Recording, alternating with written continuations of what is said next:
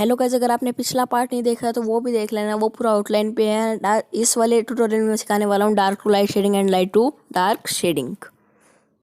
तो सबसे पहले मैं आपको स्क्वायर फिल करके दिखाता हूँ। स्क्वायर में सबसे पहले आपको लाइट प्रेशर देना है, फिर उसके बाद और डार्क, फिर उसके बाद और डार्क चलना है।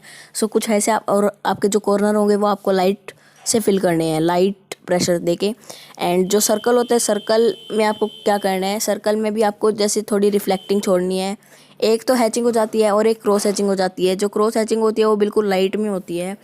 जैसे अब मैंने इसमें थोड़ा डार्क है तो डार्किश एरिया में और आपको प्रेशर अप्लाई करना पड़ता है। सो ये बिल्कुल क्रॉस हैचिंग हो जाएगी ये वाली। एंड उसके बाद जो है आपका सर्कल आ जाता है। तो सर्कल में क्या होगा, सर्कल में जैसे कि आप लाइट टू डार्क जाओगे तो थोड़ा रिफ्लेक्टिंग देना होता है सर्कल में। तो सर्कल में एक तो सर्कुलर मोशन वाली शेडिंग होएगी जो कि मैं अभी कर रहा हूँ।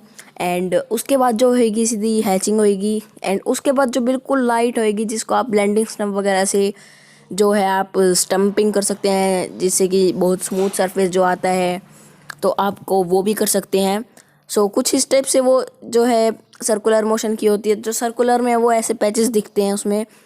सो मैं और बाकी किस चीज़ पे ट्यूटोरियल डालूँ आप मेरे को कमेंट में ज़रूर बताना। एंड गाइज, आज की वीडियो में बस इतना ही। मैं मिलूँगा नेक्स्ट वीडियो में। एंड अगर आपने अभी तक मेरे चैनल को सब्सक्राइब नहीं किया तो सब्सक्राइब कर लो एंड बेल आइकन को भी ज़रूर प्रेस कर लो, क्योंकि जो आगे ट्यूटोरियल आएंगे वो भी बहुत हेल्पफुल होने वाले हैं।